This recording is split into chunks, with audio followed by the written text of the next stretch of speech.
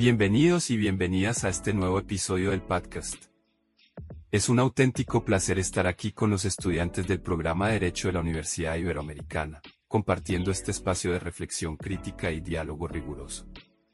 Hoy me siento especialmente entusiasmado por la presencia de nuestros 5 panelistas, quienes nos acompañan desde distintos campos del pensamiento jurídico, filosófico y social. Su participación no solo enriquece este encuentro, sino que abre la puerta a un análisis plural, profundo y necesario sobre los grandes dilemas del derecho en la sociedad contemporánea.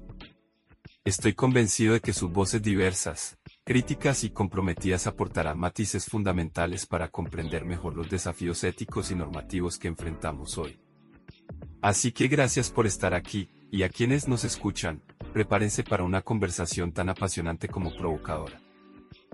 En este episodio de Filosofía y Derecho, exploraremos algunos de los temas más fundamentales en el pensamiento jurídico, político y económico. Hoy nos adentraremos en la relación entre el Estado, la propiedad y la creación de riqueza, todo desde una perspectiva filosófica y ética. En este recorrido, responderemos algunas preguntas clave que nos ayudarán a entender la naturaleza de la autoridad política, la legitimidad de los impuestos y las dinámicas que conforman nuestra convivencia con el Estado. Sin más preámbulo, daremos paso a nuestros invitados, los cuales realizarán un abordaje de 5 preguntas, para lo cual tendrán un tiempo específico para la claridad de su postura frente al cuestionamiento. Nuestro primer invitado es el estudiante Jorge Armando Ríos Marulanda, al cual le abrimos los micrófonos para que nos haga un contexto general sobre la pregunta ¿por qué una verdadera autoridad promueve la riqueza de sus subordinados? Adelante, Jorge. Hola, mi nombre es Jorge Armando Ríos Marulanda y en esta ocasión voy a responder a la pregunta ¿por qué una verdadera autoridad promueve la riqueza de sus subordinados? Para ello voy a citar 3 referencias bibliográficas. La primera es la del señor Rothbard, año 2002, donde nos habla sobre una estabilidad social. La segunda referencia es la del señor Miglior, año 2002, donde se nos habla de una lealtad y confianza. Y la tercera referencia bibliográfica es la del señor Menger, año 2002, donde nos habla de beneficios mutuos. Pero vamos a entrarnos un poco para entenderlo mejor. Cuando nosotros nos referimos a tener una estabilidad social, nos referimos a la situación en la cual las necesidades y reivindicaciones de las personas pertenecientes a una sociedad son sostenibles y justas. De esta manera se logra tener un orden y una paz social. Cabe resaltar que la estabilidad social es esencial para el bienestar de todos los miembros de una sociedad, ya que permite que las personas vivan y trabajen juntos de manera productiva. Es de notar que una estabilidad social se ve amenazada cuando hay conflictos internos causados por diferentes índoles, entre ellas la desigualdad económica, siendo esta última la respuesta a nuestra pregunta inicial. Vamos a analizar la segunda referencia, donde se tiene presente el concepto de lealtad y confianza.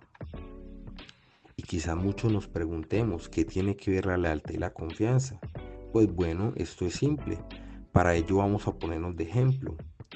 Desde nuestra perspectiva, es fácil entender que si nosotros tenemos un nivel económico que nos permita llevar con total agrado nuestra vida, vamos a tener un sentir de comodidad que fácilmente se puede ver reflejado en una lealtad hacia nuestra autoridad. Caso contrario, si nuestro nivel económico presenta una serie de problemas y necesidades, esto con facilidad nos llevaría a una rebeldía hacia nuestra autoridad. Por último, vamos a analizar la tercera referencia bibliográfica, donde se nos habla sobre los beneficios mutuos. En este punto vamos a ponernos de ejemplo, al igual que en el segundo, y vamos a entender que si nosotros tenemos una amplitud económica para llevar nuestra vida con agrado, esto nos lleva a un sentir de servicio hacia nuestra autoridad, donde fácilmente y sin oponencias podremos realizar la función que nos corresponda. Esto con agrado, claro está. Llevando esto a un beneficio de nuestra autoridad y por ende a un beneficio mutuo. Y bueno, esa era la respuesta a la pregunta inicial. Súper interesante lo que nos comenta Jorge, por eso nos surge una segunda pregunta que hace referencia a ¿por qué una autoridad no roba la propiedad de sus subordinados? Para ello invitamos al estudiante Milton Delgado Orozco para que nos contextualice acerca de este interrogante. Adelante Milton con su apreciación. Este tema involucra los derechos fundamentales de los individuos, el poder legítimo del Estado y la ética de la propiedad. En esta conversación se hace necesario desglosar el concepto de propiedad, la relación del Estado y los ciudadanos, la naturaleza de las autoridades, todo desde una perspectiva filosófica y jurídica. Ahora bien, si entendemos que la propiedad es un derecho natural, como defendía Locke, entonces la propiedad privada es fundamental para la autonomía y la libertad del individuo. Desde una perspectiva ética, robar incluso por parte del Estado atenta contra este derecho fundamental. Es por eso que el filósofo Robert Nozick, en su obra Anarquía, Estado y Utopía, propone que el Estado no solo debe intervenir en las propiedades privadas, si es necesario para proteger los derechos de las personas frente a las violaciones de terceros. Pero el robo, incluso en el contexto estatal, sería incompatible con el principio de justicia. Además, si el Estado interfiere constantemente en la propiedad, no solo viola los derechos de los ciudadanos, sino que también delimita la confianza en este sistema económico y legal, creando una situación de inestabilidad.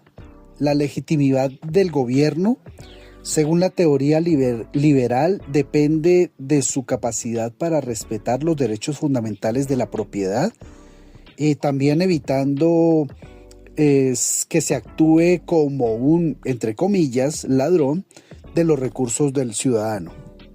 Ahora bien, es necesario abordar la cuestión de la autoridad, reconociendo que la autoridad política no se basa simplemente en la capacidad de imponer reglas y tomar decisiones, sino en el principio de legitimidad.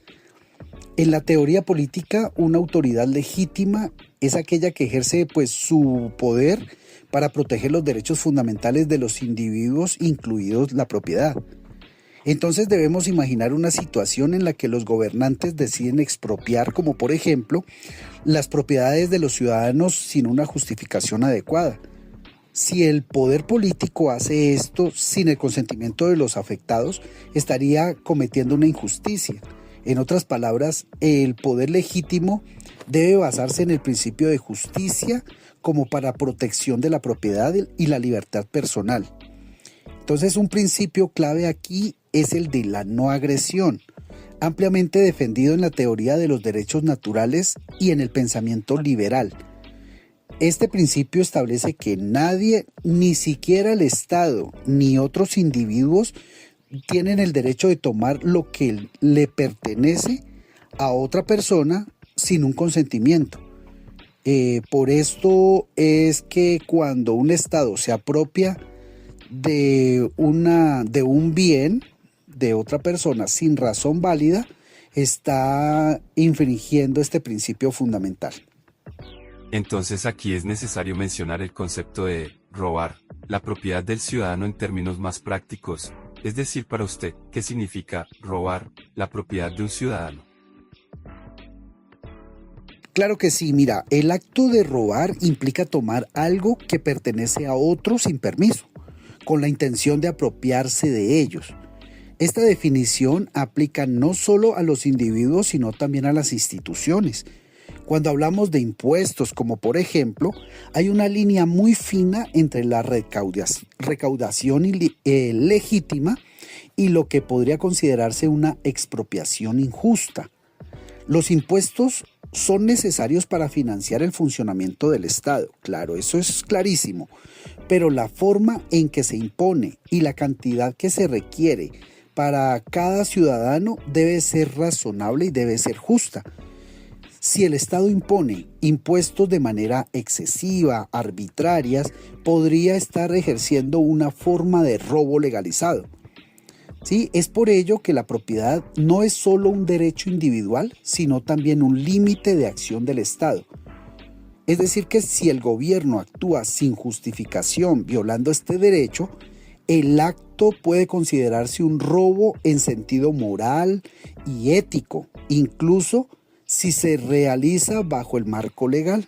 En conclusión, en esta participación podemos mencionar que se explora brevemente el por qué una autoridad legítima no puede robar la propiedad de sus subordinados, ya que hemos analizado cómo la propiedad es un derecho fundamental y que debe estar protegido por el Estado, como el poder político debe basarse en la justicia y el consentimiento de sus gobernados, y que el Estado debe desempeñar un papel protector en lugar de depredador. Y por otro lado, la legitimidad de la autoridad depende de su capacidad para respetar y proteger los derechos de los individuos, incluidos sus derechos a la propiedad. El Estado que roba la propiedad de los ciudadanos no solo viola sus derechos, sino que también pone en peligro su propia legitimidad. Perfecto, este espacio es de mucho aprendizaje. Seguimos aprendiendo de filosofía y derecho. Para ello invito a contestar la siguiente pregunta: ¿por qué el concepto de impuesto es problemático desde el punto de vista ético-económico? Cedemos la palabra a nuestra invitada María Teresa Córdoba. Bienvenida. Respondiéndole a este cuestionamiento, puede ser por algunos aspectos.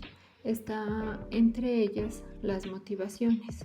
De esa manera se habla que hay una confrontación entre el sector privado y el sector público. Es decir, si una persona trabaja duro para ganar dinero desde el sector privado, a esta persona se la va a aplaudir porque es emprendedora, porque es una persona productiva, porque es empresario y va a generar trabajo a otras personas.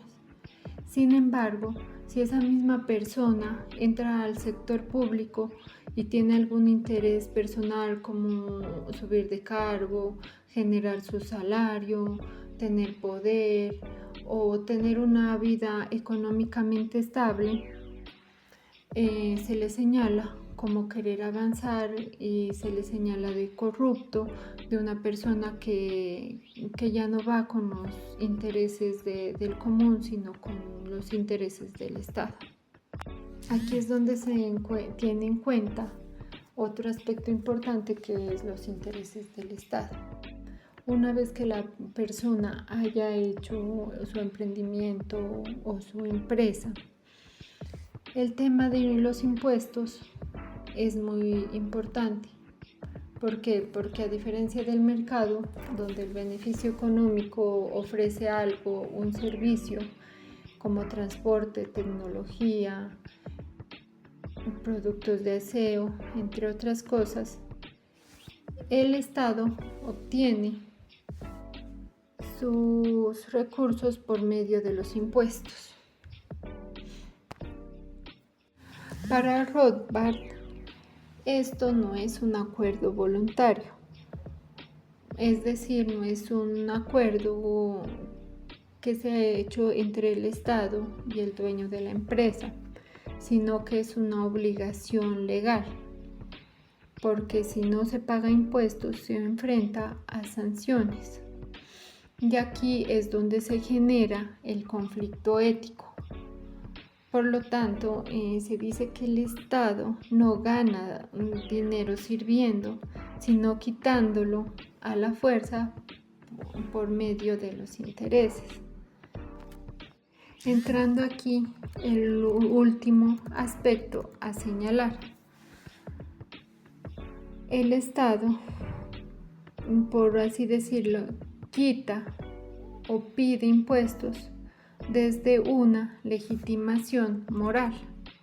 Es decir, la sociedad necesita creer que el Estado actúa en nombre de un bien común, porque si se aceptara que los funcionarios trabajen conforme lo hacen a los del sector privado, muchos de ellos buscarían sus beneficios propios y se perdería la legitimidad del Estado. Así, dado el caso de que la legitimidad se perdería, como pasa en algunos países, entonces los impuestos empiezan a verse como un abuso, una corrupción. De esa manera se dice que el problema de los impuestos no es cuánto se paga, sino qué se hace con esa plata, quién los administra y la justificación ética de dónde se invierte o qué se hace con esos recursos que llegan.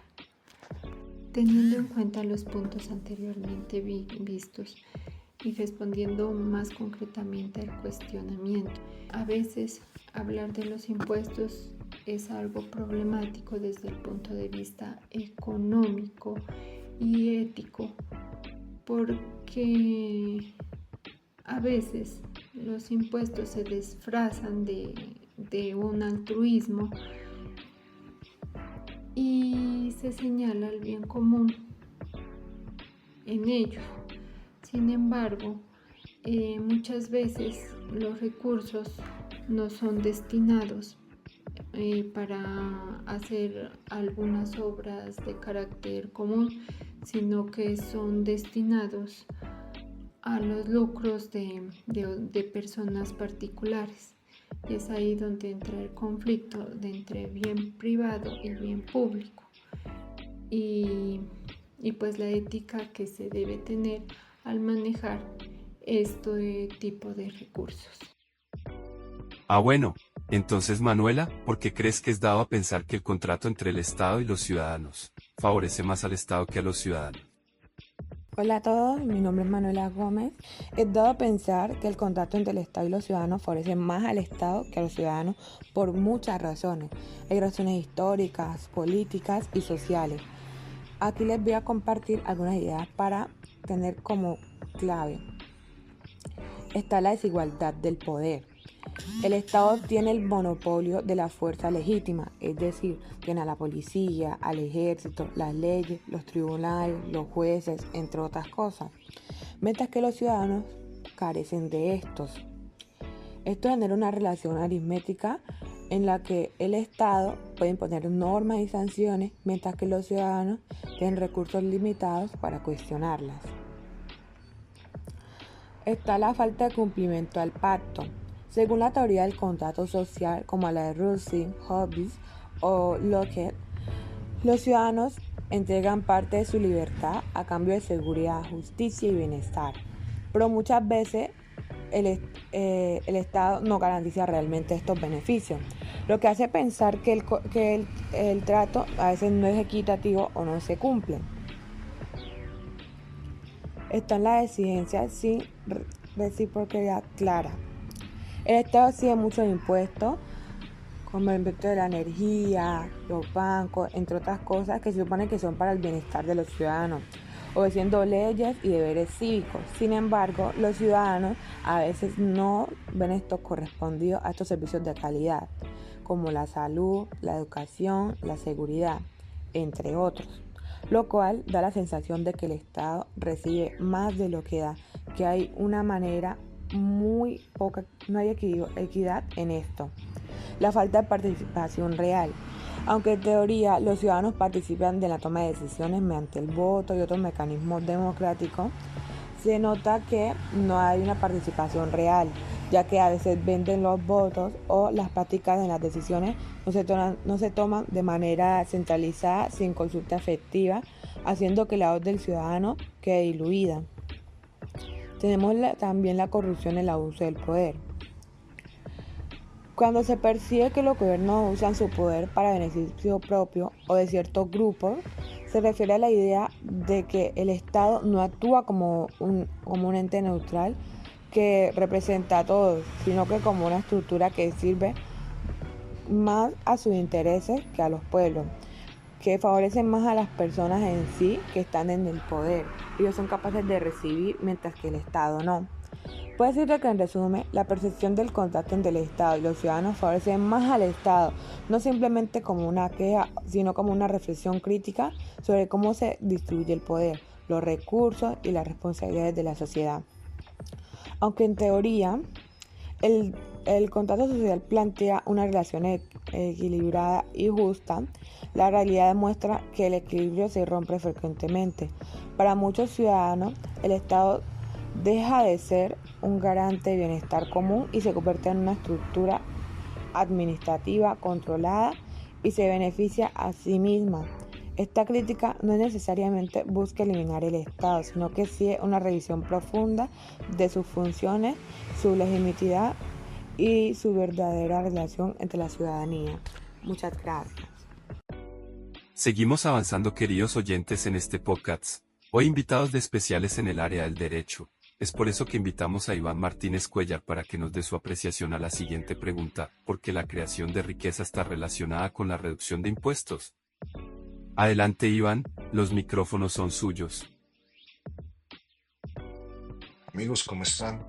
Para poder dar la respuesta tenemos que llegar a entender lo que en el texto el dinero, el Estado y el mercantilismo moderno de Rothbard nos enseña sobre, primero que todo, que el dinero es el motor de la economía y que la economía es el intercambio entre dos personas donde uno ofrece un bien o un servicio y la otra pues va a comprarlo.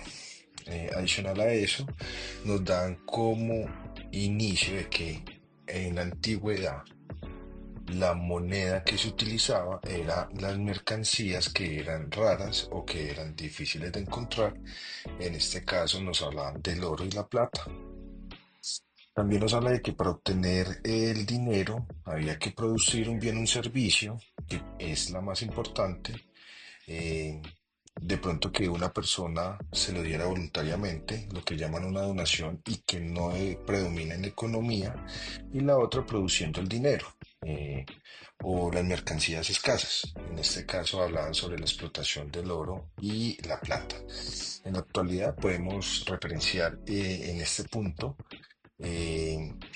las tierras raras, que en este caso hay una guerra económica, se podría decir, entre China y Estados Unidos por este tipo de material, ya que es muy importante para la producción de tecnología.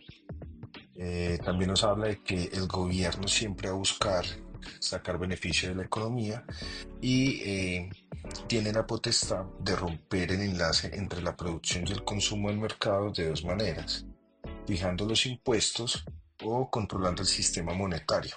O sea, tener una banca en donde pueda producir su propio dinero, lo cual afectaría en la inflación.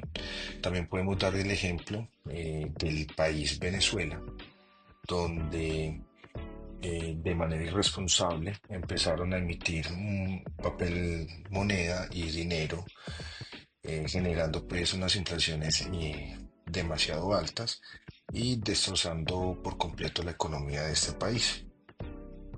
También nos habla de que un Estado, para poder controlar su economía, debe tener un banco central, el cual busca tener un equilibrio en la oferta monetaria, donde no sea ni insuficiente, pero tampoco sea excesivo.